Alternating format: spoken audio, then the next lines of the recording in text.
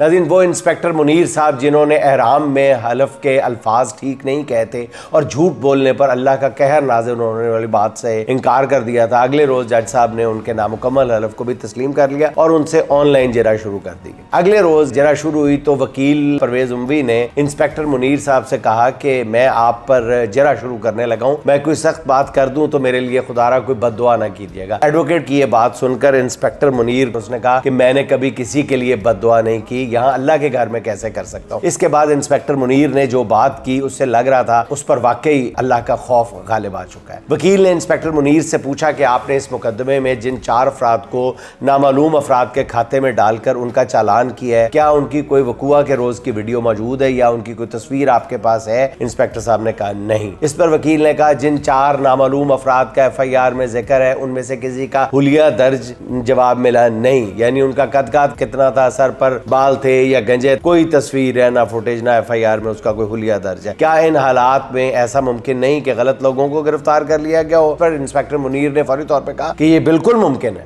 Inspector Munir ने उन्होंने कहा जी भाई ये बिल्कुल मुमकिन है। जरा के आगाज पर ही इंस्पेक्टर के इस जवाब से नाज़रीन पता चल गया कि आज वो एक बिल्कुल अलग मूड में है, वो खुद को अल्लाह के हजूर खड़ा पा रहा है। इंस्पेक्टर मुनीर से फिर पूछा गया कि 9 मई के 4 मुलजिमों में से आपने बरामदगी की, आपने इन मुलजिमों से क्या बरामद किया? इंस्पेक्टर मुनीर ने बताया कि उनसे डंडे बरामद किए। इंस्पेक्टर ने पूछा कि डंडे कब बरामद हुए? इंस्पेक्टर मुनीर ने जवाब दिया वकूआ के 30 रोज बाद, यानी पूरे 1 महीने के बाद इतना खतरनाक असले बरामद किया, यानी डंडे बरामद किए। इंस्पेक्टर से पूछा गया ये डंडे कहां से बरामद हुए? उसने कहा जी शेरपा पुल के पास से बरामद हुए।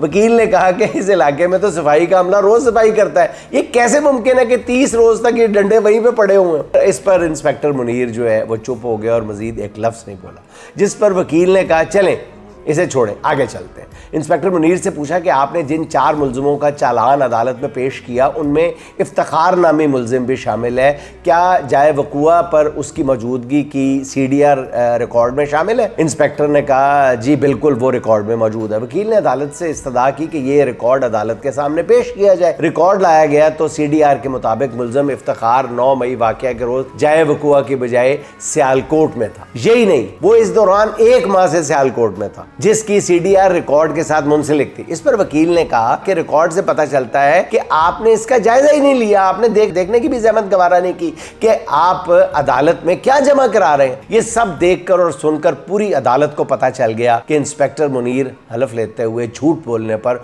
खुदा की कहर वाली बात दोहराने से क्यों इनकार कर रहा था। नाज़रीन, ये मैं आपको वो हकायक बता रहा हूं जो अदालत में शवाहिद के साथ बयान हुए, अब इस केस के रिकॉर्ड का हिस्सा है। इसमें रत्ती बराबर भी मुबालगा अमेजी शामिल नहीं है। सिर्फ आप ये अंदाजा लगाएं कि 9 मई के नाम पर कैसा कैसा जुल्म किया गया है, किस तरह मासूम और बेगुनाह अफराद को कुछ लोगों ने अपने हवसे इक़्तिदार की खातिर भेंट चढ़ा दी है। अच्छा नाज़रीन, इंस्पेक्टर मुनीर पर जरा अभी जारी थी कि वकील ने मामला आगे बढ़ाते हुए इंस्पेक्टर साहब से पूछा कि आप कब से तफ्तीश कर रहे हैं? उसने बताया कि उसका 39 साल का तजर्बा है। वकील ने कहा इसे पता चलता है कि आप तो काफी माहिर तफ्तीशी हैं। इस पर वकील ने कहा कि 9 मई के वाकया का मुकदमा किस वक्त दर्ज किया? इंस्पेक्टर ने कहा जी मुझे याद नहीं है। जिस पर वकील ने FIR रजिस्टर अदालत में पेश किया, जिसके मुताबिक 9 मई की FIR जो है वो 3:10 पर दर्ज हुई। यानी 9 मई का मुकदमा 10 मई की सुबह फजर से पहले दर्ज किया गया, जबकि रिकॉर्ड के मुताबिक 9 मई के वाकया से मुतालिक दरखास्त जो है वो 10 मई की शाम 5:15 बजे दी गई। यानी रिकॉर्ड के मुताबिक 9 मई का मुकदमा दरखास्त देने से तकरीबन 14 घंटे पहले दर्ज कर लिया गया। ओए ओए ओए ओए, अस्तगफिरुल्लाह। या अल्लाह, एक लम्हे के लिए हम सबको, पूरी कौम को के दिमाग में या अल्लाह कोई ऐसा सॉफ्टवेयर डाल दे कि हम अपने आप को अल्लाह के हुजूर खड़ा पाए। बस नाज़रीन आगे बढ़ते हैं। परवेज़ उमवी एडवोकेट ने इंस्पेक्टर मुनीर से पूछा कि आपके स्टार गवाहान ने ज़मान पार्क में होने वाली साजिश में PTI के ऐसे रहनुमाओं के नाम भी लिए हैं जो 9 मई के बाद प्रेस कॉन्फ्रेंस करके पार्टी छोड़ गए। इस पर इंस्पेक्टर मुनीर ने कहा हाँ, ऐसे रहनुमाओं के नाम साजिश में मौजूद थे। जिस पर वकील ने पूछा कि क्या आपने प्रेस कॉन्फ्रेंस करके पार्टी छोड़ जाने वाले किसी रहनुमा को तफ्तीश के लिए बुलाया या उन्हें गिरफ्तार किया? इंस्पेक्टर मुनीर का जवाब था नहीं। नाज़रीन, इंस्पेक्टर साहब का अगली बातें भी आपको सुनाता हूँ। नाज़रीन, यहाँ एक बड़ा अहम नुकता, उससे पहले आपको बता दूँ, प्रेस कॉन्फ्रेंस करके पार्टी छोड़ जाने वालों को कम से कम तफ्तीश के लिए तो बुलाया जाना चाहिए था ना। ये हो सकता है कि तफ्तीश के बाद उन्हें बेगुनाह करार देकर केस से खारिज कर दिया जाता, मगर उन्हें सिरे से तफ्तीश के लिए बुलाया ना जाना, ये तो बिल्कुल बताता है ना, मुंह खोल खोल के बता रहा है, गला फाड़ फाड़ के बता रहा है कि 9 मई के मुकदमात एक खास मकसद के लिए बनाए गए थे। जब इंस्पेक्टर मुनीर वकील परवेज उमवी के सवालों के जवाब में बेबस दिखाई दे रहे थे तो नाज़रीन, जज साहब ये सब मंजर देखकर मुस्कुरा रहे थे, जिससे साफ लग रहा था कि 9 मई के मुकदमात अदालत की दहलीज पर दम तोड़ चुके हैं। सरकार के दोनों स्टार गवाह जो हैं वो अदालत में झूठे साबित हो चुके हैं। नाज़रीन, अब इस मुल्क में रूल ऑफ लॉ से मोहब्बत करने वालों के दिलों से एक ही दुआ निकलती है कि ये जज साहब जो ये सारी कार्रवाई देख के मुस्कुरा रहे हैं, जब फैसला देने लगें तो वो भी अपने आप को अल्लाह के हजूर खड़ा पाएं।